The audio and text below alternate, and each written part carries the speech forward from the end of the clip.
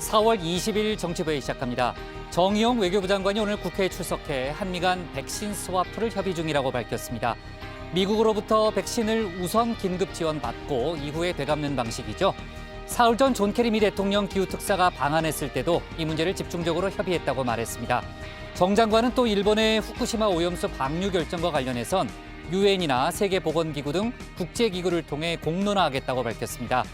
여야는 오늘 일본이 일방적인 결정을 내리게 된 건 한국 외교의 총체적 실패를 보여준다고 질타했습니다. 류 반장, 오늘 민주당에서는 당대표 또 최고위원 후보들이 합동연설회를 가졌죠? 네, 그렇습니다. 오늘 오전에는 광주에서 또 오후에는 전주에서 합동연설회가 열렸는데요. 종일 호남에 머무른 겁니다. 홍영표, 송영길, 우원식 당대표 후보는 각각 혁신과 개혁, 민생이라는 키워드를 내걸면서 지지를 호소했습니다. 민주당의 쇄신과 정치권 재창출에는 한 목소리를 냈습니다. 좋습니다. 이따 자세히 얘기해보고요. 박 반장, 그나저나 김종인 전 비대위원장이 국민의힘을 연일 비판하고 있는데 수위가 갈수록 세지네요. 그렇습니다. 주호영 원내대표에겐 안철수 국민의당 대표와 작당했다는 표현을 써 비판했고요. 장제은 의원은 홍준표 꼬붕이라며 짓고 싶은 지지라고 했습니다. 또 윤석열 전 검찰총장에겐 사실상 국민의힘에 가지 말라고 조언을 했는데 저격을 당한 국민의힘 측에서도 거친 표현이 쏟아졌습니다. 네, 짓고 싶으면 지지라. 정말 재보선 때 함께 했었다는 게 믿기지 않을 표현들이군요. 좋습니다. 강재영의 현장 브리핑 포함해 준비한 소식 많습니다. 들어가서 본격적으로 정치부회의 문을 열겠습니다.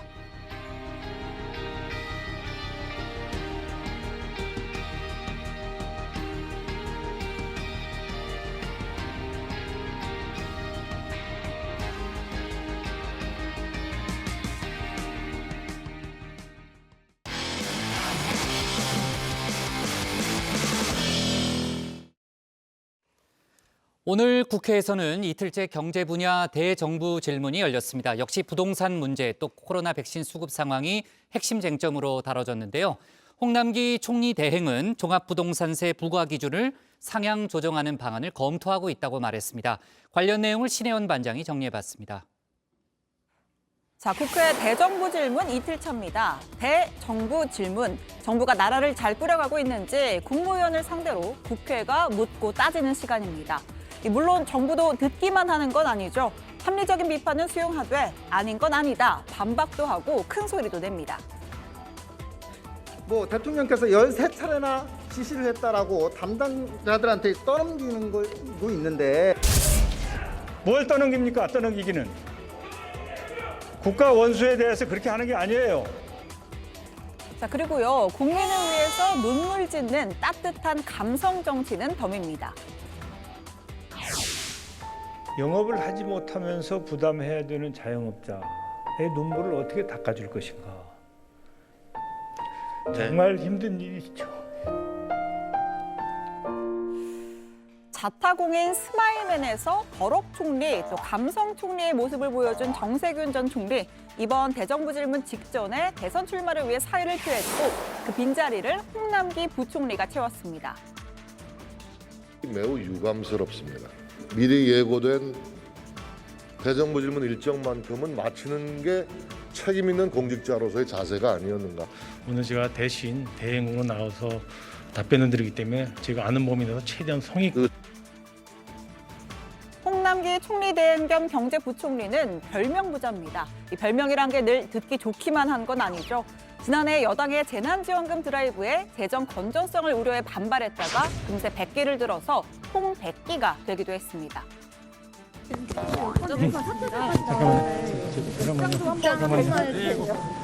재난지원금과 추경과 관련돼서 대표님이 말씀을 주셨는데 제가 드리고자 하는 내용은 어제 SNS에 굉장히 지금 말씀드린 것처럼 절제를 해서 잘 표현을 드렸다고 생각을 합니다. 이 외에도 주요 이슈마다 여당과의 파워게임에서 밀리면서 홍두삼이라는 별명까지 들었죠. 많이 숙고하고 또 절제되게 저는 이렇게 정중하게 표현을 하려고 했다는 말씀을 드립니다. 자, 그래도요, 저는 이 홍뚜기라는 별명에 힘을 싣고 싶습니다. 홍 플러스 오뚜기죠. 이 수차례의 사퇴설, 교체설에 휘말렸지만 타입 표명을 하셨다는 거죠? 예, 사직서도 제출했습니다. 네, 7전 8기의 자세로 우뚝 서면서 최장수 경제부총리 기록을 다시 세웠습니다. 문 대통령 2기 경제팀 가운데 유일한 생존자이기도 하죠. 자, 그리고 이전의 약한 모습을 잊으라는 듯 대정부 질문에선 완전히 180도로 달라졌습니다. 홍버럭, 강남기라는 새로운 별명도 등장했습니다. 여야를 가리지 않고 평소 소신을 펼쳐온 부동산, 손실보상 정책과 백신 문제까지 논쟁을 불사했습니다. 추가적으로 백신을 확보하는 노력은 우리 정부도 지금 하고 있다는 말씀을 드리고요. 국민들은 정부의 이야기를 믿질 않습니다. 근데 믿어주셔야 됩니다. 아니 강요하지 마세요. 희망 고문을 하지 마십시오. 아닙니다. 희망 고문이 지금 아니고요. 우리나라의 백신 1차 접종률은 세계 100위권 밖으로 밀려났어요. 대통령이 이 백신에 대해서 말씀만 하면 거꾸로 가요, 답이. 백신 도입에 대해서도 좀 계속 보세요. 아니요, 제가 정부에 가서 입장을 설명할 수 있는 아니, 시간을 주십시오. 총리, 조금 왜 이렇게 걱정하시고 잘못된 수를 갖다 전 국민이 보게 하고 이 계십니까? 대정부 질문이라는 것은 주도권을 국회의원이 갖게 되는 아닙니다. 저는 아니. 그렇게 생각하지 않습니다. 정부의 입장도 올바르게 국민들에게 전달하는 것도 저는 필요하다고 봅니다. 정부가 아까 말씀드린 것처럼 자, 보신 것처럼 표현 수위도 강해졌고 중간중간 질문을 끊거나 질문에 대한 평가도 내놓았습니다. 의원으로부터 워워 진정하세요라는 말까지 들었죠. 의원님이 정말 공시가격 동결하는 게 사회적 정의에 맞습니까? 제가 지휘자입니다. 아니, 그러니까 제가 정중하게 여쭤보는데요. 진정하시고 답변하시고. 공시가격을 동결하는 게 능사가 아니라는 것이죠. 사회적 정의상. 자, 유명 프로그램에 빗대서 우리 홍 부총리가 달라졌어요라고 해도 과언이 아닙니다. 대정부 질문 이틀차인 오늘도 파이팅이 넘쳤는데요. 가뜩이나 홍 부총리 전문인 경제 분야였습니다. 물론 야당의 공세도 만만치 않았습니다. 지금 조사원이 몇 명인 줄 아십니까? 제가 자료를 지금 갖고 있지 않습니다. 궁예관시법이나 축지법이 아닌 다음에야 이렇게 주먹국으로 공시가격이 산정되는 거를 부총리님께서 이렇게 막아설 일이 아니라고 생각합니다. 적어도 공시가 6억인 분들은 재산세가 늘어나지 않는 선에서 세율을 결정을 했습니다. 임대주택이든 또는 개인 자가주택이든 해당 기준에 초과될 때는 종부세가 부과가 될 수밖에 없는 현재의 상황이라는 점. 눈이 없는 세금일수록 보편성과 예측 가능성이 있어야죠. 지금 그 말씀을 국민 탓하시는 겁니까? 그렇지 않습니다. 집값을 국민이 올렸습니까? 정부가 올렸죠. 다만 그간의 정부 부동산 정책에서 한발 물러선 모습도 보였습니다. 종부세 부과 기준을 공시가격 9억 원 초과해서 더 상향하는 방안을 검토하고 있다고 했습니다. 또 무주택자와 1주택자에 대한 세제 완화, 또 대출 문턱을 낮출 수 있는 방안도 살펴보고 있다고 했습니다. 9억 원이라는 기준이 2011년도, 그러니까 10년, 11년 전에 설정된 거라 제가 보건대는 거기에 대해서는 검토의 여지가 있지 않느냐는 의견을 많이 들었습니다. 그래서 이제 짚어보고 있다는 말씀을 제가 드리고요. 다만 그것이 시장에 또 잘못된 시그널로 하면은 부동산 시장에 미칠 영향이 다대해서 저희가 신중하게 검토를 하고 있다는 말씀을 드리고요. 그런가 하면 야당에서는 경제계에서 두 전직 대통령을 사면해달라는 목소리가 있다며 문 대통령에게 사면 건의를 해줄 수 있느냐라는 질문이 나왔습니다. 자, 그러자 홍 부총리 이미 전달했다라는 답변을 내놨는데요. 두 전직 대통령의 석방을 문재인 대통령께 건의해 주시겠습니까? 일단 관계 당국에 전달을 했고요. 대통령 고유 권한 사항이기 때문에 지금 상황에서는 더 추가적으로 건의 드리는 것은 생각하고 있지 않다는 말씀. 아니 두 분 대통령의 사면을 건의를 드렸습니까? 경제계 의견을 제가 말씀을 드렸고요. 자, 강남기로 돌아온 홍 부총리 이야기 들어가서 더 해보겠습니다. 대정부 질문의 사회는 국회의장 또는 부의장이 맞죠. 이 사회자는 무엇보다 중립성이 핵심입니다. 자, 그런데 어제 민주당 소속 김상희 국회 부의장이 소위 사고를 좀 쳤습니다. 허은하 의원님 수고하셨습니다.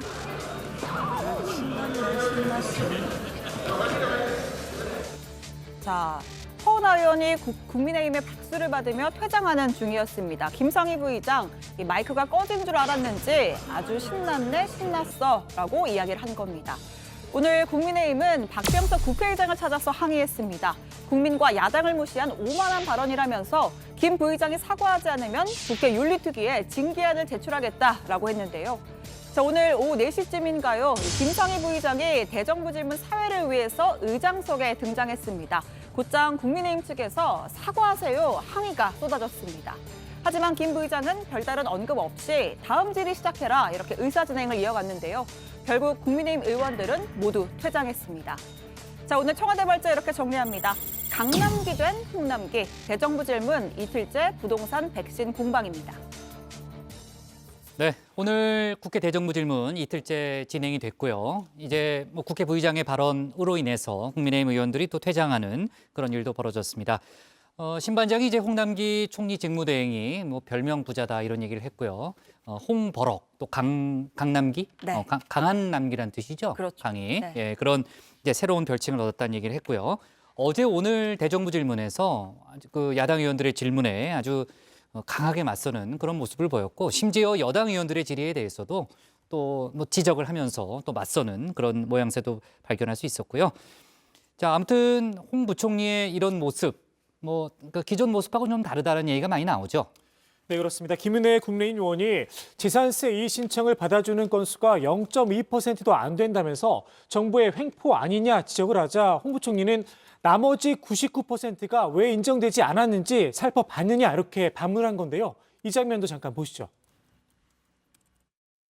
이의 신청한 거에서 합리적인 거는 제가 다 받아주는 걸로 알고 있습니다. 합리적인 거 받아야 되지 않습니다. 0.2%가 안 됩니다. 의원님은 나머지 99%가 왜 인정이 안 되는지는 살펴보셨는가요? 지금 저한테 질문하실 때입니까? 예, 그렇습니다. 이 자리에 오시면 됩니다. 저랑 자리 바꾸시죠. 제가 글로 내려가겠습니다. 네, 백신 수급과 관련해서는 오는 11월쯤이면 국민의 65%에서 75%가 백신 접종을 완료하는 이른바 집단 면역 체제가 가능할 것이다라고 재차 강조를 했는데요. 야당이 주장하는 6년 4개월이 걸린다라는 표현은 국민을 불안하게 하는 잘못된 뉴스라고 다시 한번 반박을 했습니다. 오늘 대정부 질문에서 이제 백신과 또 이제 부동산 얘기가 이제 많이 이제 거론이 됐는데 지금 이제 류 반장이 백신 얘기를 했잖아요.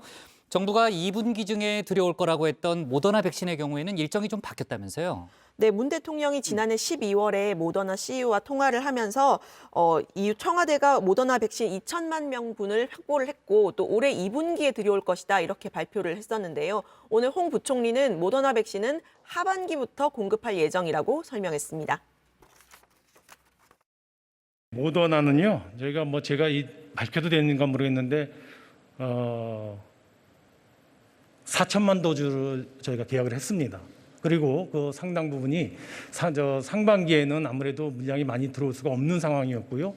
하반기에 대개 들어오도록 돼 있다는 말씀을 드립니다. 아까 그거는 아스트라제네카, 화이자, 모더나, 얀센, 노바백스 다 합해서 말씀을 드린 겁니다. 자, 아까 이제 신 반장이 마지막에 그 영상을 보여줬지만은 김상희 국회 부의장의 그 발언, 그러니까 마이크가 꺼진 줄 알고 이제 뭐 신났네 뭐 이런 거죠. 네. 그 발언에 대한 항의 차원에서 국민의힘 의원들이 본회의장을 빠져나갔다는 거죠.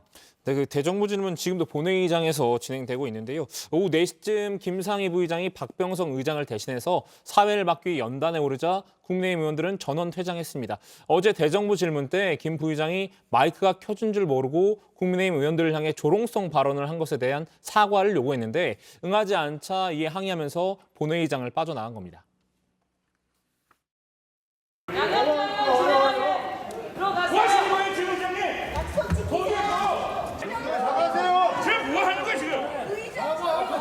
부의장 자격이 없잖아. 자, 국회 상황은 뭐 추가로 이제 속보가 들어오면 저희가 현장을 연결하든지 아니면 뭐 속보를 좀 반영해서 다시 한번 얘기를 해보고요.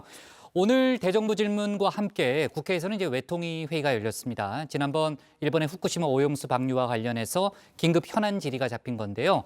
정의용 외교부 장관이 출석을 했죠. 어제 이제 정의용 장관의 발언이 오늘 회의 때 논란이 좀 됐죠.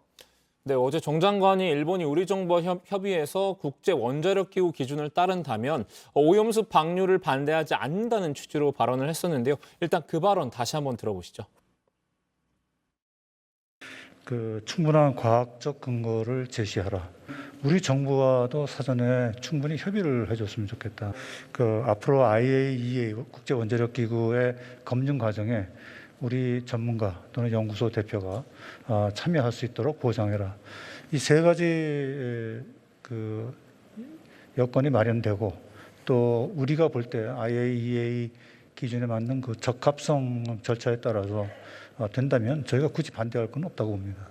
미 국무부가 토니 블링컨 장관은 일본 정부의 투명한 결정에 감사하다라는 발언까지 했죠. 대체 이게 어떻게 된 거죠? 일본 정부가 미국과는 사전 협의나 통보를 하고 우리한테는 한마디도 안 했다 이런 건가요? 우리 정부도 여러 경로를 통해서 미측에 우리 입장을 확실하게 설명하고 미측의 이해를 구했습니다. 네, 앞서 우리 정부는 일본의 결정은 절대로 용납할 수 없다 이런 강경한 공식 입장을 밝혔습니다. 그래서 이 정 장관의 발언이 이런 정부 입장과 좀 결이 다른 거 아니냐라면서 여야 할 것 없이 질타가 쏟아진 건데요. 자, 이에 정의용 장관은 일각에서 우리 정부가 반대를 위한 반대를 하는 것이 아니냐라는 지적이 있었다면서 이러한 조건을 충족한다면 굳이 반대할 건 없다는 취지였다 이렇게 오늘 해명을 했습니다. 일부에서 우리 정부가 반대를 위한 반대를 하는 거 아니냐. 일본이 하면 무조건 반대하는 거냐. 그러한 그 지적이 있어서 그게 아니다. 이러이러한 조건이 충족된다면 왜 우리가 반대를 꼭 해야 되겠느냐. 그런 취지에서 말씀드린 것이고 현재의 상황에서 일본이 방류하는 것에 대해서는 우리가 단호하게 반대하고 있습니다. 자, 그리고 오늘 나온 속보죠. 일본 언론의 보도인데 아사히 신문 보도입니다. 후쿠시마 앞바다에서 기준치를 초과한 방사능 물질이 포함된 물고기가 또 잡혔다는 거죠, 생선이. 네, 그렇습니다. 지난 1일 후쿠시마현 미나미소마시 앞바다의 수심 약 37m 수역에서 잡힌 그 우럭에서 1kg당 270베크렐의 세슘이 검출됐다고 합니다. 일본 정부가 정한 식품의 허용 한도인 1kg당 100베크렐의 2.7배 수준입니다. 이에 따라 일본 원자력 재해대책본부는 어제부로 후쿠시마현 앞바다 해역을 대상으로 우럭 출하 제한을 지시했습니다. 네. 여전히 이제 걱정스러운 그런 상황이군요. 좋습니다. 오늘 청와대 발제 이렇게 정리하겠습니다. 강남기 된 홍남기 대정부 질문 이틀째 부동산 백신 공방으로 제목을 잡겠습니다. 다음은 유정아 반장의 발제를 들어보겠습니다.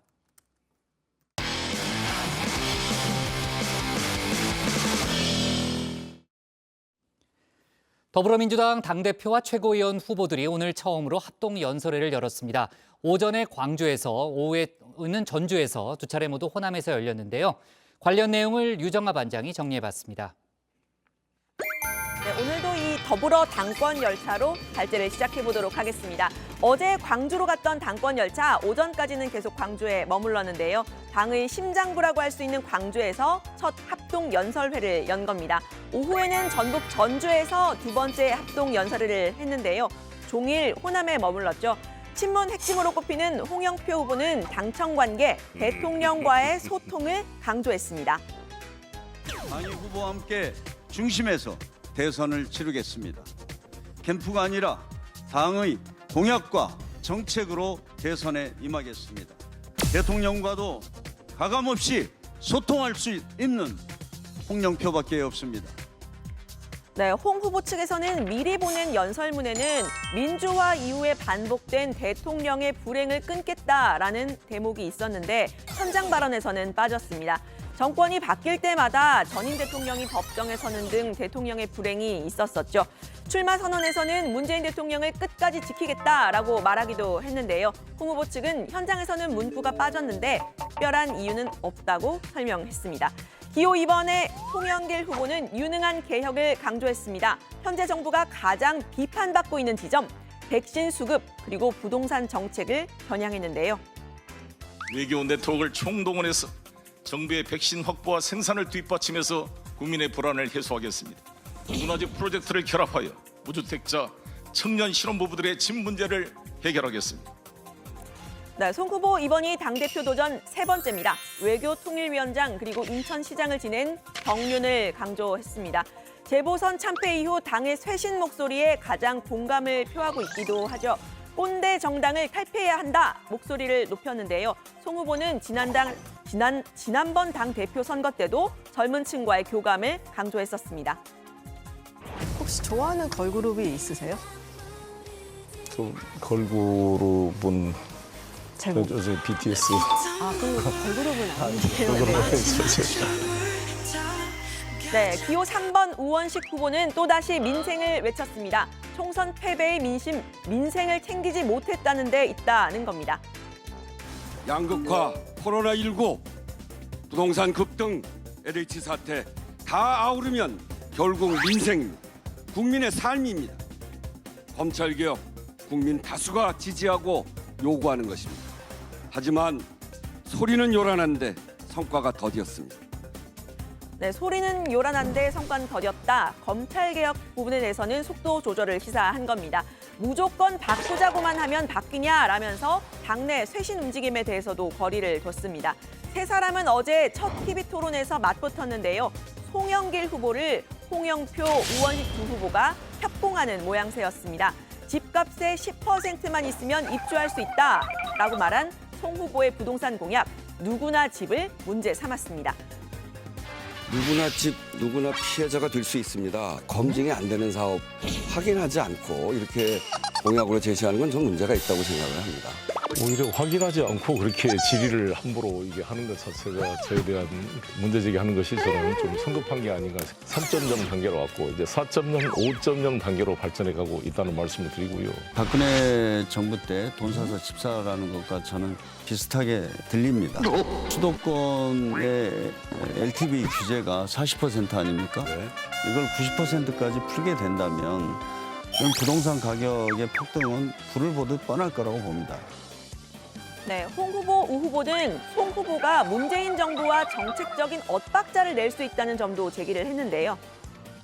당명 빼고 다 바꾸겠다 이렇게 말씀하시고 있습니다. 문재인 대통령이나 청와대와 다른 길을 갈 수도 있다는 것인지. 지나친 비약이고요. 그건 의지의 표시입니다. 2002년 2월 노무현 대통령 지지율이 떨어지자 송 후보께서는 이명박 후보는 성격과 스타일이 제2의 노무현이라고까지 주장하시면서 차별화를 시도했고 대선에서 패배했습니다. 이 유승민 의원하고 그냥 사담에서 나왔던 이야기를 일부가 전달해서 만든 왜곡된 과장된 면이 있고요. 후단협 운동을 할 때 일관되게 저는 노무현 후보를 수행하면서 노무현 후보를 지켰던 사람입니다. 신한울 3, 4호기 그 공사를 재개하는 방안을 검토해야 된다. 이렇게 주장을 하셨더라고요. 우리나라 산업 발전의 근간이 됐던 게 원전이었습니다. 그걸 단순히 원전이 없앤다 없어지는 게 아니라 이후에 이것을 하나하나 탈원전으로 하기 위한 로드맵을 만들어야 된다는 그런 말씀을 드린 것이고. 네, 송 후보의 공격이 집중된 이유, 세 번째 당대표에 도전하면서 이미 털을 닦아놨기 때문에 상대적으로 유리하기 때문이라는 분석 나왔습니다. 거기에 개보 찬스를 쓰지 않겠다라면서 두 후보를 동시에 견제한 점을 비판한 거란 의견도 나왔는데요. 86그룹의 일원인 송 후보, 86세대는 아직 당대표를 배출한 적이 없다면서 이번 재보선 참패의 책임은 원내대표를 지냈던 다른 두 후보에게 있다고 공격을 했습니다. 당이 민심의 목소리를 제대로 정부와 소통을 전달하지 못하면 계속 유리되는 거 아니겠습니까? 지금 두 분이 원내대표를 하셨는데 두 분이 원내대표 한 게 다 잘했으면 우리 당이 이렇게까지 참패를 당할 수 있었겠습니까? 네, 승자는 꽃길이었지만 패자는 어쩔 수 없이 패인을 복귀해야겠죠. 여당 반장으로서 이번 재보선 참패로 드러난 민심 또다시 짚어보겠습니다. JTBC와 리얼미터 조사에 따르면 국민의힘과 야권 후보들이 잘해서 국민의힘이 이겼다라는 응답은 이렇게 3%가 채 안 됐는데요. 반면 부동산 가격 안정 실패 그리고 LH 사태와 같은 공직자 투기 문제가 결과를 좌우했다는 응답은 40%를 넘었습니다. 여당의 부동산 정책 실패가 야당의 반사 이익을 가져다 줬다는 분석입니다. 민주당은 연일 부동산 정책 전환을 공언하고 있습니다. 어제 부동산 특위를 출범시킨 데 이어서 오늘은 비공개 당정 협의를 열고 부동산 대출 규제 완화를 논의를 했습니다. 실수요자와 청년층을 대상으로 해서 대출을 좀 더 받기 쉽게 한다는 겁니다. 지금도 LTV가 10% 늘려주는 예외 조항이 있지 않습니까? 생활자금이나 뭐 등등 있을 때 실수요자 같은 경우에 그거를 좀 대상을 좀 더 넓게 폭넓게 좀 허용해주는 그 이제 방안이 이제 유력하게 검토되고 있는 DSR도 마찬가지인데 DSR 같은 경우는 수입이 좀 적은 또 청년들에 대한 고민이 있는 거죠. 뭐 이런 것들과 함께 논의했습니다. 네, 그 외에도 당 내에서는 1주택자를 대상으로 종부세 부과 대상을 줄이고 재산세 과세 구간을 조정해서 세율을 일부 인하하는 등의 방안 등이 논의가 됐다고 하는데요. 공급 대책에 방점을 찍었던 재보선 당시의 공약과는 좀 달라졌습니다. 오늘 발제 이렇게 정리합니다. 송영길에 협공한 홍영표, 우원식, 부동산 대출 규제 완화 나선 당정. 오늘 광주와 전주에서 첫 합동 연설회가 열렸고요. 아까 들어보니까 이제 민주당 당대표 후보들이 쇄신이라든지 정권 재창출을 강조하는 건 같지만 약간 이제 키워드 면에서는 좀 차이를 보이네요. 그죠? 혁신, 뭐 개혁, 또 민생 등등이 좀 차이가 나고요. 또 언론에서는 뭐 친문이냐 비문이냐 이렇게 개파 얘기를 하고 있는데 후보들은 개파는 없다고 일단 얘기를 다 하고 있는 거죠. 네, 그렇습니다. 세 후보 모두 개파는 없다 이렇게 단언했습니다. 특히 홍영표 후보는 친문계로, 송영길 후보는 86그룹으로, 우원식 후보는 민평형계로 분류를 하는데요. 세 사람의 얘기가 약간씩 달랐습니다. 직접 들어보시죠. 저는 그냥 옛날 얘기다 이렇게 한마디로 말씀드리겠습니다. 예. 그런데 네. 이게 도대체 어떤 기준이 친문이고 비문인지 저는 사실 잘 모르겠습니다. 개파 파벌에서 자유로운 송영길, 공정하고 투명하게 대선 경선을 관리하겠습니다. 이 계보라고 하는 건 공천권하고 연결돼서 그런 네. 이해를 주고받는 사람들의 모임이거든요. 네. 근데 우리는 지난번에 이미 그 계파를 없애기 위해서 네. 공천을 시스템 공천을 도입을 했어요.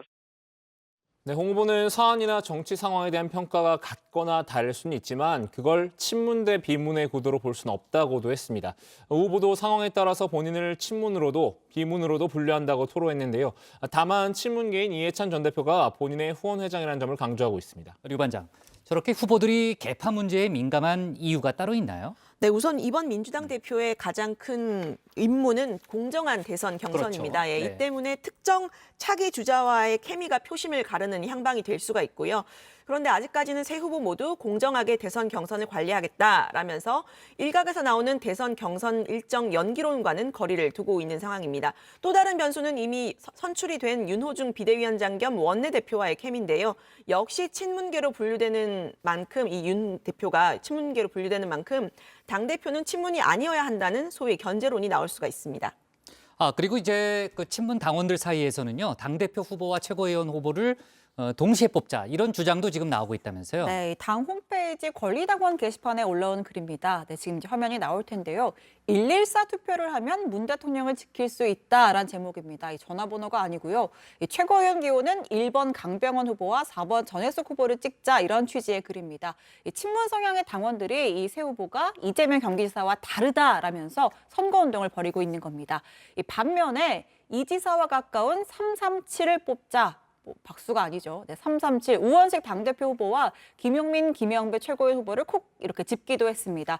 하지만 당내에서는 좀 잘못된 분류다 이런 지적도 나왔는데요. 김용민 의원은 검수 완박을 주도적으로 강조하고 있고 김영배 역시 청와대 비서관을 지낸 친문 인사라는 겁니다. 그러니까 일부 그 친문들 사이에서는 114를 찍고 337은 찍지 말자는 거 아니에요? 네. 그죠? 말자는 취지로 얘기한 거죠. 자, 그렇고요. 그 여권의 차기 유력 주자인 이재명 경기지사 오늘 침묵을 깨고 공개석상에 나타났죠. 그동안 이제 재보궐 그 선거 패배 이후에는 침묵을 지켜왔는데 오늘 이제 여의도에 나타났는데 이따 조반장 발제 때 저희가 좀 자세히 살펴보겠지만 일단 뭐 여기서 요 얘기만 좀 짚어보고 갈게요. 이른바 그 여권 내에서 그동안 화두가 됐던 문자 폭탄에 대한 입장을 밝혔다는 거죠? 네, 이 지사는 재보선 참패 이후에 있었던 쇄신 목소리 그리고 여당 내 강성 지지층의 반발에도 이렇다는 입장을 밝히지 않았는데요. 이 지사는 여론조사상 차기 주자 1위를 굳혀가고 있지만 당내 친문 세력의 신임은 아직 얻지 못한 상태란 분석입니다. 이 지사는 오늘 기자들과 만나서 본인도 문자 폭탄을 많이 받았다라면서 민주당 권리당원이 80만 명, 또 일반 당원까지 300만 명에 달한다고 하는데 이 문자 폭탄 보내는 당원들이 과연 몇 명이나 되겠는가라면서 과잉 대표되는 측면이 있고 또 과잉 반응하는 측면이 있다라고 했습니다. 또 정치 세계에서는 입장이 서로 다를 수 있기 때문에 의견이 다양할 수밖에 없다라면서도 의견 표현 방식이 폭력적이거나 상례를 벗어나는 것은 옳지 않다는 입장도 밝혔는데요. 우스갯소리처럼 이렇게 말하기도 했습니다. 그렇다고 해서 그 자체를 하지 말란다고 안 할지도 않을 것이고 한다고 해도 거기에 크게 비중을 두지 않고 크게 영향받지 않으면 아무 문제가 없습니다. 제가 들어본 바로는 한 1000개쯤 차단하면 안 들어온다고 합니다. 네, 그 문자 폭탄을 보내는 사람들이 몇 명이냐는 거 되게 관심이잖아요. 어느 언론이 얼마 전에도 뭐 좀 분석을 해서 보도를 했던데, 근데 제가 정확히 기억은 안 나는데 그때 한 2~3천 명 뭐 이렇게 얘기했던 것 같은데. 분석한 것들이 이재명 있었고요. 지사는 1,000개를 차단하면 일단 오지 않는다, 그런 표현을 썼군요. 좋습니다. 오늘 발제 이렇게 정리하겠습니다. 송영길에 협공한 홍영표 우원식 부동산 대출 규제 완화 나선 당정으로 제목을 잡겠습니다. 다음은 박준우 반장의 발제를 들어보겠습니다.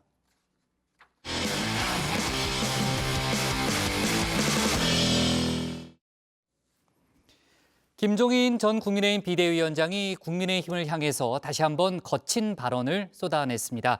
국민의힘이 윤석열 전 검찰총장의 영입에 관심을 갖고 있는 상황에서 흙탕물에 들어가려고 하겠느냐, 이렇게 지적을 했고요. 몇몇 인물들, 주호영 원내대표 등 몇몇 인물들에 대해서는 아예 콕 집어서 비판하기도 했습니다. 박준우 반장이 관련 소식을 정리해봤습니다.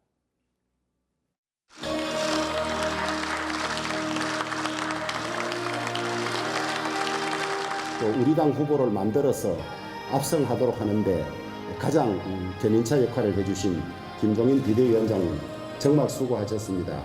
우리 전 의원 일동이 감사드립니다.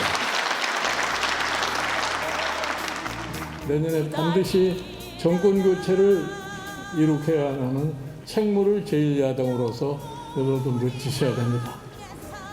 국민의힘 의원과 당원들의 마음을 모아 감사배를 드립니다.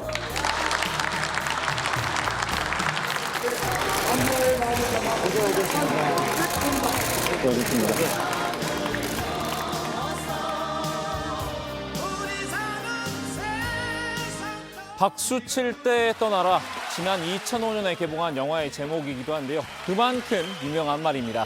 좋은 성과를 거두고 모두가 칭송할 때 조직을 나오라는 뜻인데요. 주식으로 따지면 최고점에서 익절하라는 말이겠지요. 김종인 전 국민의힘 비대위원장은 이 말을 몸소 실천한 사람인데요. 나온 지 만 2주도 되지 않았는데 김 전 위원장을 향한 찬사는 어느새 비난으로 바뀌었습니다. 김 전 위원장이 연일 쏟아내는 말폭탄 때문인데요. 요 며칠 잠잠한가 싶더니만 김 전 위원장, 국민의힘에 또다시 독설을 쏟아냈습니다.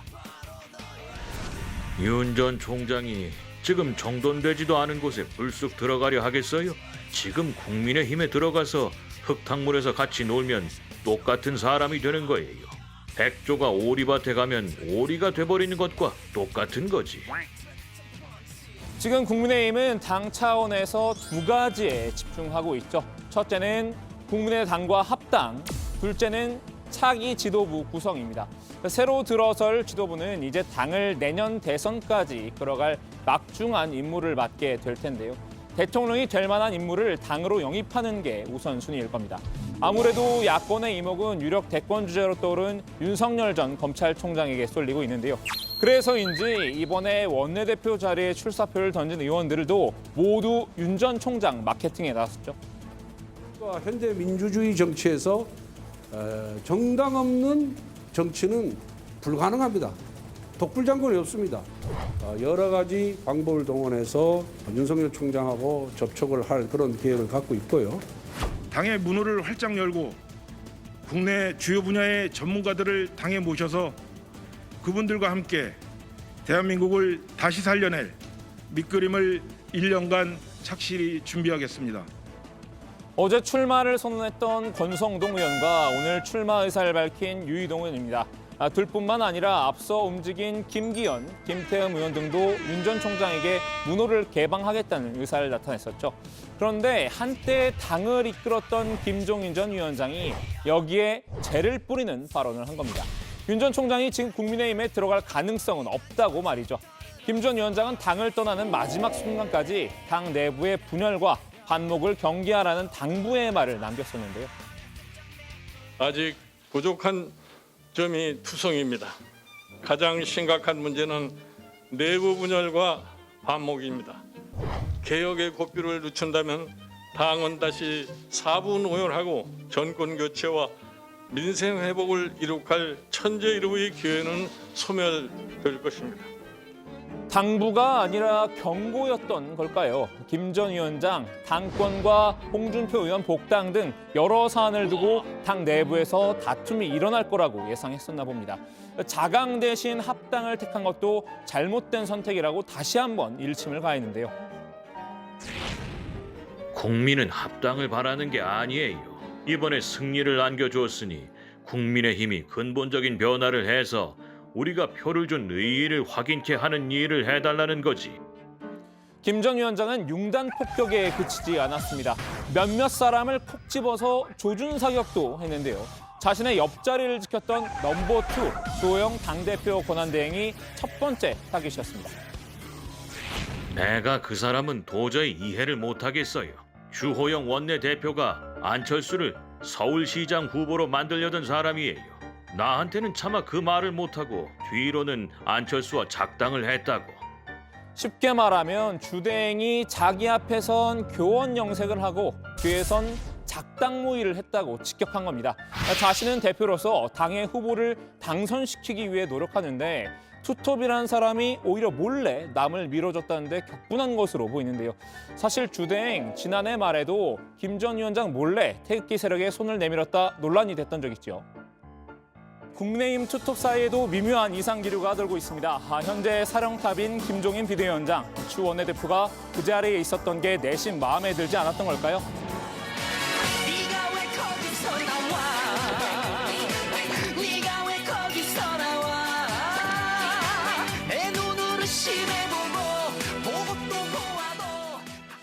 김 전 위원장이 자신을 콕 집어 한마디 하자 주대행은 황급히 해명을 내놨습니다.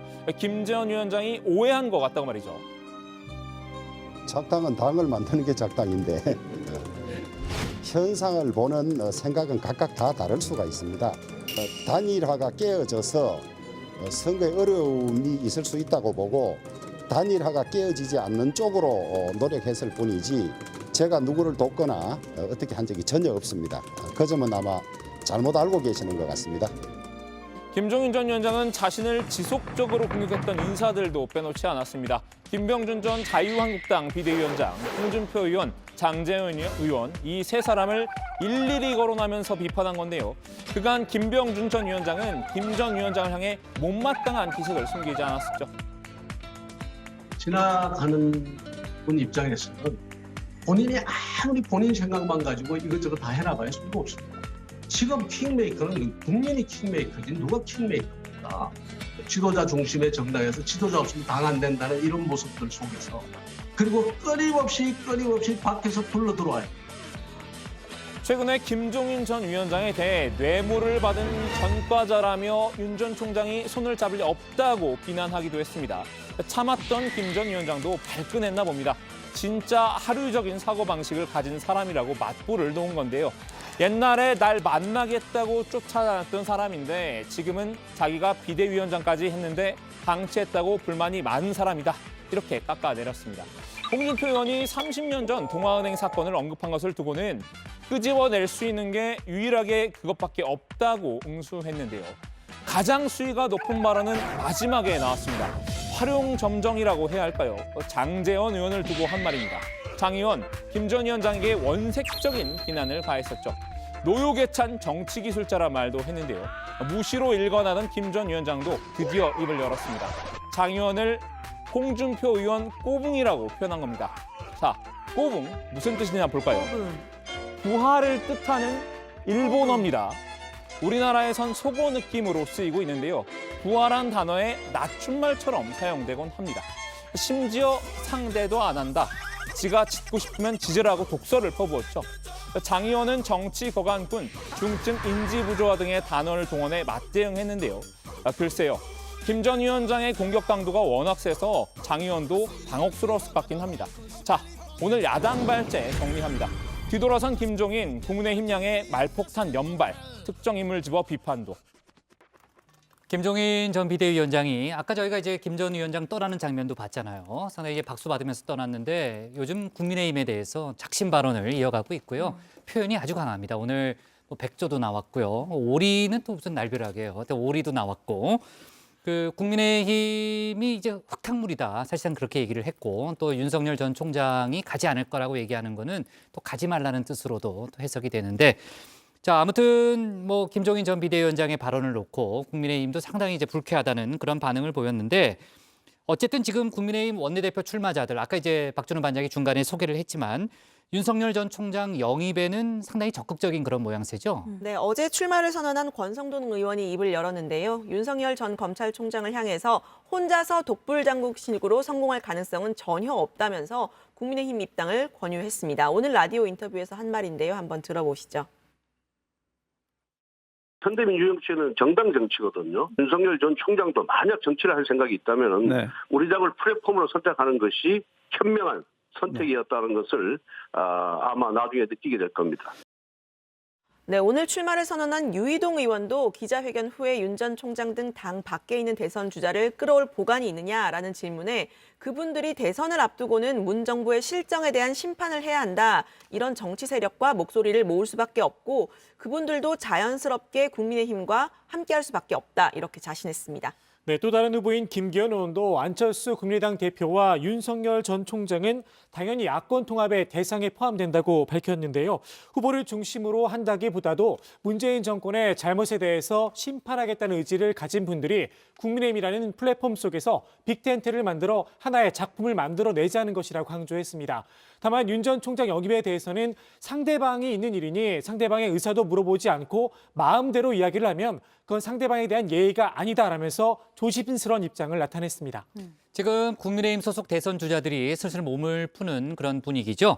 그리고 이제 황교안 전 대표 같은 경우에 정계 복귀의 신호탄을 쏘아 올린 것 같은데 얼마 전에 저희가 이제 그 정계 복귀 의사를 좀 내비쳤다 이런 얘기는 했었습니다만 어제 한 방송에 직접 출연을 했다는 거죠. 한 1년여 만에 이제 방송의 모습을 드러낸 건데요. 황 전 대표가 어젯밤에 한 방송사 프로그램에 출연해서 자신의 집과 또 부인을 소개하면서 간단한 질문에 대한 답변을 했습니다. 지난 21대 총선 참패에 따른 책임을 지고 미래통합당 대표직을 내려놨었죠. 황 전 대표는 나를 공격하는 사람과는 싸우지 않겠다. 국민을 망가뜨리는 세력과 싸움에 전력하겠다라면서 정계 복귀를 예고하기도 했습니다. 황 전 대표의 부인 최주영 씨도 내조에 나섰는데요. 남편이 사랑하는 첫 번째 대상은 나라와 국민이다라면서 남편을 치켜세우자 황 전 대표가 첫 번째는 가족이라고 정정하기도 했습니다. 황 전 대표는 대통령 권한대행 시절 도널드 트럼프 미국 대통령과 3차례 통화됐다면서 트럼프가 대통령 선거에 나설 것인지 물었다는 비화를 공개하기도 했습니다. 황교안 전 대표가 정치 복귀를 선언하는 데 대한, 그러니까 준비하는 데 대한 국민의힘 내부 반응은 어떻게 나오고 있어요? 당내 기류는 좀 엇갈릴 것으로 보이는데요. 일단 공식적인 반응을 내놓은 건 원내대표 후보로 나선 권성동 의원입니다. 황 전 대표와 태극기 세력을 국민의힘이 받아들여야 하느냐 이 질문에 정권 교체의 미랄이 되겠다는 인사들은 다 수용을 해야 한다라면서 우리 당의 정당 정책에 동조하고 과거와 다른 생각을 하겠다고 하면 받아들여야 한다라고 답을 한 겁니다. 소위 아주 강경 보수라든가 또 거리에서 집회나 시위 같은 부분을 단절하고 중도로 향하는 우리 당의 정책 자세에 공조한다면 누구든 받아야 한다라고 말했습니다. 네, 국민의힘 내부는 아니지만 외부에서 부정적인 반응을 내놓은 사람도 있습니다. 징준권 전 동양대 교수인데요. 오늘 페이스북에 황 전 대표의 TV 시사 프로그램 출연 기사를 공유하면서 대한민국에서 그저 넋놓고 있는 것만으로도 애국할 수 있는 사람이 그 말고 또 있는가? 왜 그 특권을 굳이 마다하려고 하시는지라고 비꼬았습니다. 좋습니다. 자, 다른 이야기로 넘어가 볼게요. 국민의힘에서는 요새 초선 의원들이 상당히 주목을 받고 있죠. 목소리도 상당히 커졌고요. 지금 당대표에 출마할 수도 있다 이런 기류가 있잖아요. 저희도 이제 박준호 반장이 소개한 적이 있는데 이번에 이제 원내대표 경선에서도 초심들의 표심을 잡는 게 아주 중요한 관건이라면서요. 네, 일단 숫자가 많습니다. 이 초선이 전체 101명 의원 중에 과반이 56명이나 되고요. 이 초선 의원들은 재보궐선거 이후에 변화와 혁신의 주체가 되겠다라고 선언해 이목을 끌기도 했습니다. 특히 국민의힘은 이 전직 대통령 박근혜 씨 탄핵 정국 이후에 이 개파 존재감이 좀 위축되면서 이번 원내대표 선거가 개파 대결로 펼쳐질 가능성은 낮을 것으로 보입니다. 특히 과거에는 국민의힘의 정치적 기반이라고 할 수 있는 이 영남권을 중심으로 영남 대 비영남 구도로 치러진 경우가 있었는데 현재 초선 의원들이 전체 의원의 55%를 차지하는 상황에서 이 지역별로 특정 후보에 몰표를 주지는 않을 것이란 관측입니다. 원내대표 경선에 출마한 유일한 영남 출신인 김기현 의원은 그 초선들을 중심으로 한 젊은 인재들을 당의 전면에 내세워서 역할도 주고 고난도 져야 한다라고 말을 했는데요. 초선 의원들의 표심을 염두에 둔 발언으로 보입니다. 김 의원은 당이 변화하고 개혁하면 청년층 지지를 확보할 수 있다는 가능성을 본 만큼 그 점을 계속 키워나가야 한다고 강조했습니다. 초선 의원들의 아까 제 신반장도 얘기했지만 일단 숫자가 많고 또 초선 의원들에 대한 관심은 상당히 높은 상황인데 한때 뭐 초선의 목소리가 상당히 높았지만 최근에 좀 잠잠해지고 있다 이런 얘기도 있더라고요. 네, 그 개별적인 SNS 활동이나 언론 인터뷰 등은 이어가고 있는데요. 초선 의원들의 공통 의견을 모은 공식 활동은 좀 뜸해진 모양새입니다. 당대표 출마 의사를 밝혔던 김웅 의원도 지난 주말 공식 출마 선언을 검토하다가 시기를 미루는 것으로 전해졌는데요. 초선 의원들이 당 쇄신을 두고 중진들과 내부 갈등을 일으키는 것으로 비춰지지 않도록 수위 조절에 들어갔다는 분석입니다.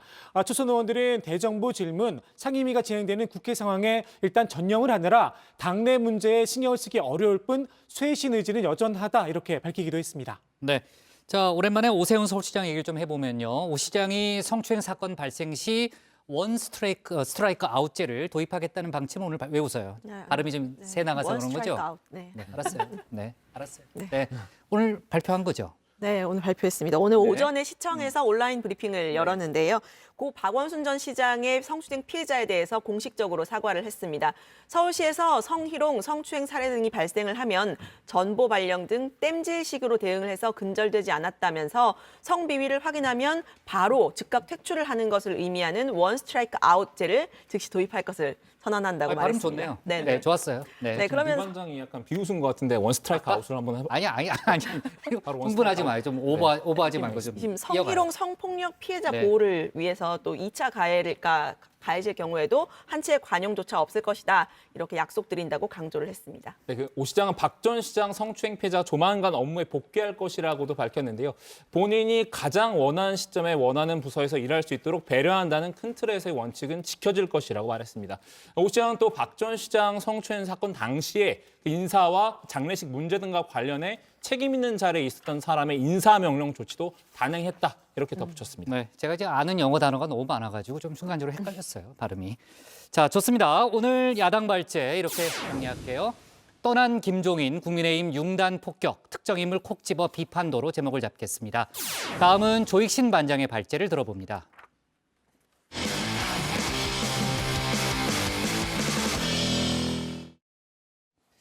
이번에는 여권 대선 주자들 얘기를 좀 해볼 텐데요. 여권 대선 주자들의 발걸음도 빨라졌습니다. 정세균 전 총리가 오늘 에세이집을 출간했고요.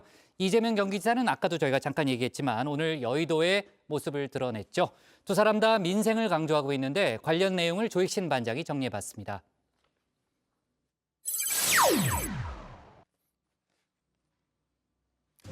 대선 주자들에게 이젠 책 출간이 필수 코스가 된 듯합니다. 정세균 전 총리가 에세이집을 발간했는데요. 책 제목은 수상록입니다. 말 그대로 그때그때 떠오른 느낌이나 생각을 적은 글들인데요. 30년 정치 인생에서 얻은 교훈을 93편의 에피소드로 엮었습니다. 젊은 세대를 겨냥해 마치 문답을 하듯 가벼운 문체를 사용했지만 정치적 메시지는 분명했습니다. 아이들을 나무랄 때도 여러 사람 앞에서 공개적으로 하면 반발심을 일으킨다. 적폐청산 과정을 지켜본 정 전 총리의 소회입니다. 특히 검찰개혁 과정에서 추윤 갈등으로 시끌벅적했죠. 개혁은 필요하지만 꼭 북치고 방구치며 요란하게 할 필요는 없다는 겁니다. 총리 시절 추미애 전 법무부 장관에게 비슷한 메시지를 던지기도 했는데요. 애석하게도 받아들여지진 않은 듯합니다. 추 장관에게 주어진 가장 중요한 책무 중에 하나가 검찰 개혁입니다. 검찰 개혁을 위해서 수고를 많이 하고 있죠. 그 점은 저는 평가를 합니다. 그런데 이제 그런 역할을 하는 과정에서 직무를 수행하는 과정에서 좀 더 그 점잖고 냉정하면 좋지 않겠는가. 그리고 사용하는 언어도 좀 더 절제된 언어였으면 좋지 않을까 그런 생각을 해요. 규제 정책에서 공급을 대폭 늘리는 정책으로 전환해야 한다. 전 총리가 찾은 부동산 해법입니다. 문재인 정부가 출범 초기부터 규제 위주의 부동산 정책을 펼치다 쓰디쓴 실패를 맛봤죠. 문재인 대통령에게 공공이 주도의 공급을 늘려야 한다. 직접 건의도 했다고 하는데요. 실제로 이사 부동산 정책에 반영이 됐습니다. 이사 대책 등 당초에 수립한 공급 계획은 흔들림 없이 추진하고자 합니다. 이 기회를 놓친다면 부동산 시장 안정은 물론이고 내 집 마련을 위해 기다려온 서민의 기대를 저버리는 결과를 낳게 될 것입니다. 민주당의 재보선 참패 원인, 당내에선 개혁이 미진했다는 목소리가 힘을 얻고 있죠. 국민 여러분께서 대한민국을 개혁하라고 180석 총선 승리를 만들어 주셨습니다. 속도 조절, 다음에 하자는 말 핑계일 뿐입니다. 지금 개혁하지 않으면 언제 하겠습니까? 뉴스룸에 출연해 정 전 총리가 밝힌 생각은 결이 조금 달랐습니다. 개혁도 중요하지만 지금 국민들이 원하는 건 민생이란 겁니다. 국민들께서 바라시던 것들이 이제 그 개혁 부분이 있죠. 권력기관, 검찰 개혁을 비롯한 권력기관 개혁 이런 것들도 있지만 사실은 이제 민생 문제이죠. 그런데 뭐 민생 문제는 부동산도 포함한다고 봅니다. 이런 문제들에 대해서 전체적으로 국민들께서 지금 힘드신 것이죠. 재보선 참패 뒤 소셜 미디어를 끊었던 이재명 경기지사 12일 만에 다시 활동을 시작했는데요. 이 지사도 민생을 첫머리에 내세웠습니다. 메시지는 정 전 총리보다 더 강렬합니다. 정치는 실용적 민생 개혁의 실천이어야 한다라는 겁니다. 여의도를 찾아 중앙정치도 재개했는데요. 참석한 국회 토론회의 주제는 청소, 경비 노동자 휴게시설 개선이었습니다. 일상적 삶에서 멀리 떨어진 거대한 개혁 담론도 중요하지만 우리 국민들의 일상적인 삶을 개선하는 작은 실천적 개혁들, 민생 개혁이 정말로 중요하다는 생각을 하고 우리 국민들의 삶이 과거보다 더 고통스럽지 않도록 치끌만큼이라도 더 나아질 수 있도록 작은 개혁 성과들을 끊임없이 만들어내는 노력을 해야 우리 거대 개혁 담론과 민생 개혁, 생각의 간극이 꽤나 큰 듯합니다. 이사는 앞서 백신을 독자적으로 확보하겠다고 밝혔었죠. 이번엔 당의 원내 지도부와 확실하게 각을 세운 겁니다. 오늘 토론회에는 여권 의원 10여 명이 함께 자리했는데요. 공동 주최자로 이름을 올린 의원은 40여 명에 이릅니다. 거창한 구호, 화려한 말조치, 그런 아무런 성과를 내지 못하고 우리 국민들의 일상의 삶에 변화를 이끌어내지 못하는 정치는 아무 소용이 없습니다. 그런 면에서 많은 국민들이 우리 민주당에 실망하고 있지 않나 생각하고 있습니다. 그러나 경기도가 이재명 지사 취임 이래 전국에서 가장 처음으로 많은 작은 정책들을 실현하고 있습니다. 우리 삶에 이롭게 하는 게 정치이구나. 그런 효능감들을 우리 경기도민들이 느끼고 있다고 생각하고 있고. 재보선 참패의 역풍을 그대로 맞았죠. 이낙연 전 대표는 고향인 호남에 내려가 내상을 다스리는 중입니다. 전남 영광의 선친 묘소를 참배하는가 하면 전남 구례를 찾아 주민들을 만났습니다. 이 전 대표에게 호남은 가장 큰 지지 기반인데요. 전북 출신인 정세균 전 총리가 대선 경쟁에 뛰어들면서 안심할 수 없는 처지가 됐습니다. 그런데 여기에 또 다른 변수도 발생했습니다. 임종석 전 대통령 비서실장이 대선 출마를 고심하고 있다는 소식이 전해진 겁니다. 임 전 실장의 등판 어느 정도 예고는 됐었죠. 임종석 전 대통령 비서실장이 이틀 동안 연이어서 SNS에다가 박원순 전 시장 공적을 치하하는 글을 올렸습니다. 그 발언은 보궐선거만을 염두에 둔 게 아니고 대선판까지 보고 한 말이 아닌가 좀 이렇게 봅니다.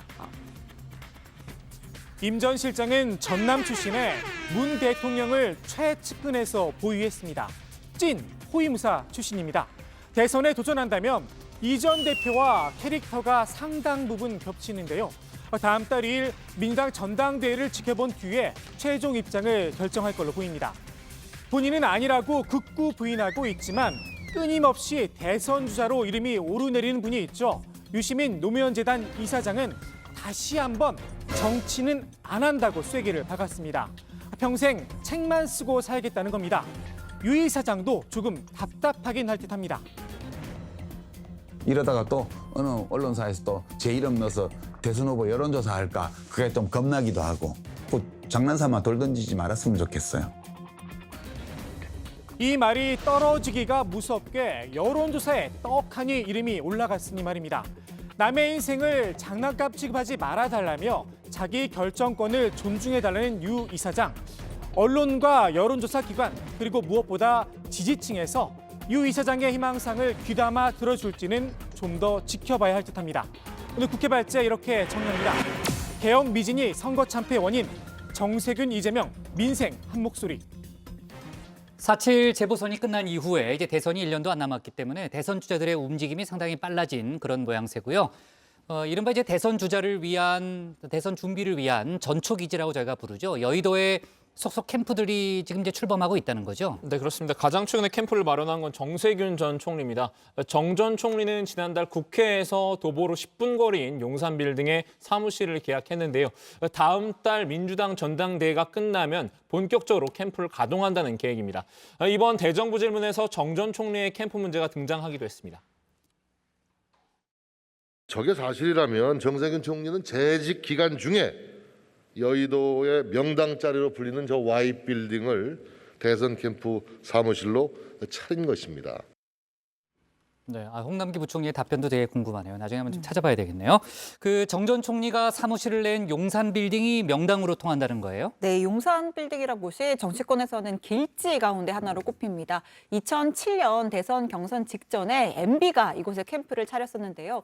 당시에 그 이명박 대 박근혜 당내 경선이 사실상 대선이었다라는 말이 나올 정도로 굉장히 치열했습니다. 맞아요. 그 경쟁에서 승리한 곳이어서 명당 가운데 하나로 꼽힙니다. 네, 여의도에서 전통적인 명당은 그 경기도청 서울사무소가 있는 대하빌딩인데요. 2명의 대통령을 배출한 전통적인 명당입니다. 1997년에 김대중 전 대통령 그리고 2012년 박근혜 씨의 캠프가 있던 곳인데요. 조순, 고건 이 두 전직 서울시장 캠프도 대하빌딩에 있었고 당선이 됐습니다. 이낙연 전 대표는 어디에다 사무실을 얻었어요? 네, 이 전 대표는 대산 빌딩에 선거 캠프를 차렸습니다. 이곳은 한때 민주당의 미니 당사가 있던 곳인데요. 이곳에서 문 대통령이 정권 교체를 이뤘습니다. 이 전 대표는 문 대통령의 초창기 대선 캠프가 있던 광흥창역 인근에 사랑방 격의 사무실도 따로 마련을 했습니다. 박 반장, 야권 쪽의 움직임도 좀 궁금한데 야권 대선 주자들은 어디에 사무실을 얻었어요? 네, 그 윤석열 전 총장은 아시다시피 아직 정치에 참여를 선언하지 않은 상태이기 때문에 그 캠프를 차릴 상황이 아닙니다. 그 무소속 홍준표 의원도 아직 정식 캠프를 꾸리지는 않았고요. 다만 그 외곽 조직이 노무현 전 대통령을 배출한 금강 빌딩에 자리를 잡았습니다. 국민의힘 유승민 의원만 바른정당 당사가 있던 태흥 빌딩의 캠프 자리를 잡은 상태입니다. 명당 얘기가 좀 나와서 그러는데 네. 저희 사무실에서는 신방장 자리가 제일 명당으로 꼽힙니다. 사무실? 네, 사무실 자리에서. 신반장님 맨 끝쪽이잖아요. 창가에서 멀어서 빛도 잘 안 들어오는데. 국장이랑 가장 먼 자리여가지고 제일 명당으로 지금 제일 가고 싶어하는 자리로. 그럼 제 자리에 마가 끼웠나 봅니다. 왜? 국장이랑 너무 가까워서 완전 제일 가깝죠. 사실 제 자리가 명당인 이유는 그 문가에 있기 때문에 점심 도시락이 오는 걸 제일 먼저 알 수 있어서 그렇죠. 네. 명당인데 이게 농담이고 사실은 이제 국장이랑 가까워야 명당이지 제 자리가 어떻게 명당이겠습니까? 두 번째로 가까운 제 자리를 신반장에게 양보를 하겠습니다. 알았어요. 근데 우리가 이게 오래 얘기해야 되는 그 이슈인지 모르겠는데 아무튼 이러다 또 복만큼 못 나갑니다. 네. 자, 그렇고요. 그 다른 얘기인데 서울 한남동의 한 옷가게에서 직원이 주한 벨기에 대사 부인에게 폭행을 당한 일이 있었다는 거잖아요. 그러니까 오늘 관련 영상이 공개가 됐다는 거죠? 네, 저도 이 영상을 봤는데 좀 충격적이더라고요. 이 벨기에 대사 부인이 직원들을 이제 폭행하는 장면이 이제 고스란히 찍혔습니다. 이 점원의 뒤통수를 치고 이를 말리는 다른 점원의 뺨까지 때리는 모습이 지금 보시는 것처럼 영상에 그대로 담겼고요. 폭행 당일에 뺨을 맞은 피해자의 얼굴 사진도 공개가 됐는데 이제 얼굴을 보면 이제 시뻘겋게 부어올라 있는 모습을 볼 수가 있습니다. 네. 이유가 뭐예요? 직원을 왜 폭행한 거예요? 사건 직전에 벨기에 대사 부인이 해당 옷가게에 판매 중인 옷과 같은 거를 입고 매장을 방문했었다고 하는데요. 1시간 동안 여러 옷을 입어본 뒤에 구매는 하지 않고 매장을 떠났다고 합니다. 그런데 한 점원이 오해를 좀 했습니다. 계산을 하지 않고 매장 옷을 입고 그냥 나갔다고 생각을 해서 쫓아나간 건데요. 본인의 옷이라는 걸 확인을 하고 사과를 한 뒤에 매장으로 돌아왔다고 합니다. 그런데 직원의 확인 절차가 기분이 나빴었는지 2분 뒤에 다시 매장으로 돌아와서 이렇게 직원을 폭행한 겁니다. 지금 경찰에서 사건을 수사 중이라는 거죠? 네, 그렇습니다. 경찰은 현재 피해자 조사를 마친 상태고요. 가해자인 벨기에 대사 부인을 조사하기 위해서 대사관 측에 출석 요구서를 보내놓은 상황이라고 합니다. 하지만 아직까지 주한 벨기에 대사관에선 별다른 입장을 내놓지 않고 있는데요. 아시다시피 국제법상 우리나라에 파견된 외교사절과 그 가족은 체포나 구금을 당하지 않는 면책 특권 대상입니다. 외교부는 수사기관과 협력을 해서 불법 행위에 엄정한 대응하겠다, 이런 입장을 밝힌 상태입니다. 네. 자, 뭐 다른 직원도 폭행이 더 있었다, 뭐 이런 보도도 나왔는데 아마 속보를 저희가 좀 더 챙겨보고요. 그나저나 이제 지난주에 그 미일 정상회담이 열렸는데 오찬 메뉴가 뒤늦게 도마에 올랐다는 거죠? 네, 그렇습니다. 지금 곧 있으면 나올 텐데요. 네, 두 사람은 이렇게 보시는 것처럼 햄버거를 먹었는데 미국 정부는 코로나19 탓에 격식을 차린 식사를 대접할 수 없었다라고 설명을 했습니다. 정상 간의 오찬에 햄버거가 등장한 건 굉장히 이례적인데요. 그래서인지는 몰라도 두 정상은 햄버거를 그대로 식탁 위에 방치했습니다. 마스크도 벗지 않고 대화를 이어갔는데 스가 총리는 햄버거에 전혀 손을 대지 않을 정도로 대화에 열중했다는 설명을 내놨습니다. 근데 일본 정가의 해석은 좀 다르다는 거죠? 네, 일본의 히토야마 유키오 전 총리가 스가 총리가 만찬을 거절당하고 햄버거와 함께한 20분간의 회담 모습은 가련했다라면서 일본 외무성은 자존심도 없었다라고 지적했습니다. 또 일본 언론들은 코로나19 예방 차원에서 곤란하다는 미국의 반대에도 스가 총리가 1대1 면담을 고집했다라고 보도하기도 했습니다. 다음 달 한미 정상회담이 예정돼 있는데 우리 외교부 당국도 좀 고민이 되겠는데요? 예, 한미 정상간 식탁에 이게 오르면 어떨까 좀 싶은데요. 맥도날땡이 BTS 세트 메뉴를 미국을 비롯한 40국에게 선보일 예정이라고 합니다. 치킨 너겟과 감자튀김 그리고 한국에서 개발한 스위트 칠리 소스 등으로 구성이 됐다고 하는데요. 다음 달 26일에 미국을 비롯한 11개국에 먼저 메뉴를 소개한다고 하는데 한미 정상회담이 5월 말로 잡혀 있죠. 시기만 잘 맞는다면 한미 정상이 이 BTS 세트를 앞에 두고 대화를 나누는 모습을 볼 수 있지 않을까, 저 혼자 기대를 좀 해봅니다. 네, 그러니까 조반장 개인 생각으로 정리합시다. 네, 그러니까 이게 특정 회사 제품이라 가능할지 모르겠네요. BTS는 저도 좋아하긴 하지만 아무튼 이제 특정 회사 제품이니까 조반장 개인 생각으로 정리를 하겠습니다. 자, 오늘 국회 발제 이렇게 제목 잡겠습니다. 개혁 미진이 선거 참패의 원인, 정세균 이재명 민생 한 목소리로 제목을 잡겠습니다. 다음은 강지영 현장반장의 현장 브리핑을 보겠습니다. 안녕하세요. 현장 브리핑의 강지영입니다. 오늘은 올해로 41번째를 맞이하는 장애인 날입니다. 하지만 이들을 향한 편견과 차별은 여전히 존재하고 있는데요. 정치권에서도 장애인 비하 발언이 끊임없이 발생하면서 장애인 단체가 공익소송을 제기했습니다. 이들이 하고 싶은 이야기는 무엇이었을까요? 직접 들어보겠습니다. 선거 때마다 장애인들의 사회적인 통합, 평등, 인권 증진을 약속하는 국회의원들이 장애인들을 낙인 찍고 차별하고 혐오하는 발언들을 쏟아낸 점에 대해서 법에 의한 책임을 지길 바란다. 그분들이 공인이기 때문에 사회적으로 영향이 간접적으로 끼칠 수밖에 없는데, 저는 장애인이기 전에 한 국민이고 한 인간으로서 존엄성을 존중받아야 됨에도 불구하고 이런 것들이 답습돼서는 안 되겠다는 생각에 그동안 장애인 비하 발언은 여야 의원 가리지 않고 계속돼 왔습니다. 선천적인 장애인은 그 의지가 좀 약해 돼 있고, 그런 상태로 총리가 된다면 이것은 절름발이 총리이고, 경제부총리가 금융 부분을 확실하게 알지 못하면 정책 수단이 절름발이 될 수밖에 없거든요. 진실에는 눈 감고 거짓말을 앞세우는 외눈박이 공세. 소셜미디어를 통한 부적절한 표현도 논란이 됐습니다. 한쪽 눈을 감고 우리 편만 바라보고 내 편만 챙기는 외눈박이 대통령이 되어서는 안 됩니다. 다른 것도 아니고 외교 문제에서 우리 정부를 정신분열적이라 진단할 수밖에 없는 국민의 참담함이란. 그 말은 할 때 담겨있는 뜻들이 상대방을 비하하거나 공격하기 위한 부정적인 인식을 심어주는 거잖아요. 국민을 위해 일한다는 국회의원들이 이러고도 국민을 이해한다고 할 수 있을까요? 안 그래도 장애인들은 부정적인 시각과 사회적 편견, 차별에 시달리고 있는데 거기에 국회의원들까지 가세해서 장애인들을 벼랑 끝까지 내밀고 있다는 생각이 듭니다.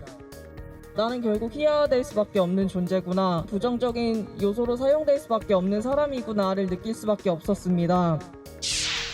이에 장애인 단체들은 문제 발언을 한 국회의원들을 상대로 원고 1인당 100만 원을 청구하는 장애차별구제 청구 소송을 내기로 했습니다. 또한 박병석 국회의장에 대해선 해당 의원들을 징계하고 장애인을 모욕하는 발언을 금지하는 규정을 신설하는 등 적극적인 조치를 청구할 계획입니다.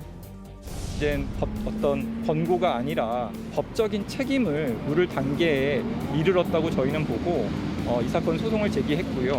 판결을 선고받아서 더 많은 장애인들이 이런 차별적인 발언을 한 국회의원을 상대로 소송을 할 수 있는 그런 길을 여는 것이 저희의 목표입니다. 당사자이신 몇몇 국회의원분들이 나는 빼달라. 그리고 앞으로는 잘하겠다. 그렇게 깨달으셨다면 이 자리에 나오셔서 반성의 의미로 이런 부분들이 없도록 나부터도 나서겠다. 이런 발언을 해주시길 바랬는데 단 한 분도 나오시질 않으셨어요.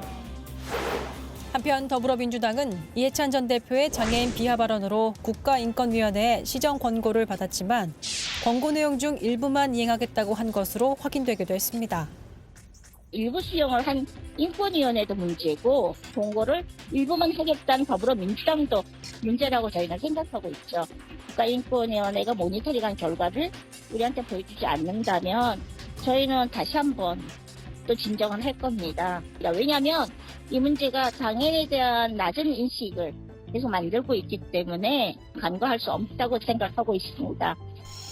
장애인 인권 개선에 앞장서야 할 정치인들이 오히려 장애인에 대한 편견과 차별을 야기하는 발언을 끊임없이 내뱉는 현실, 참 씁쓸하죠. 장애인에 대한 인식 개선을 위해서 한 번 더 생각하고 말하는 노력과 배려 필요해 보입니다. 강 반장, 오늘 이제 장애인의 날이고요. 장애인 단체들이 세종시에서도 결의 대회를 열었다는 거죠, 오늘? 네, 그렇습니다. 4.20 장애인 차별철폐 공동투쟁단이 오늘 세종시에 위치한 고용노동부, 보건복지부, 그리고 세종시청 앞에서 시간대별로 결의 대회를 열고 장애인 차별 철폐를 주장했습니다. 핵심 요구사항을 통화로 들어봤는데요. 함께 들어보시죠.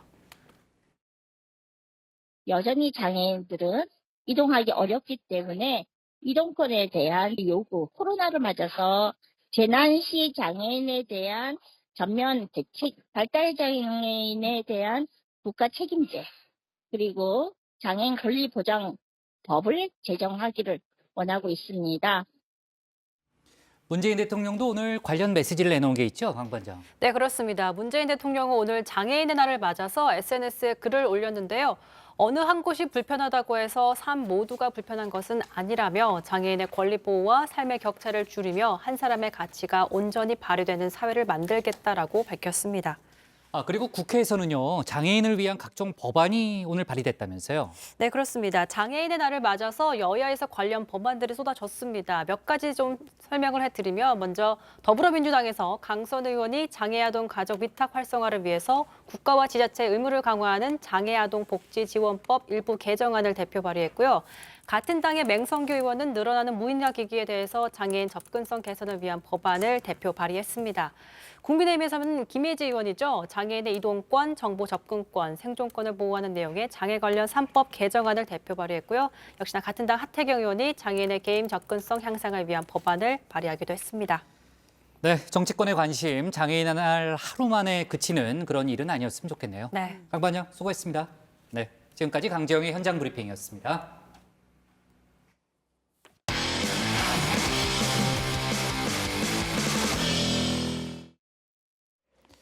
오늘 저희가 밑줄 친 한 줄은 인신매매 방지법 공포, 성노동력 착취도 인신매매입니다.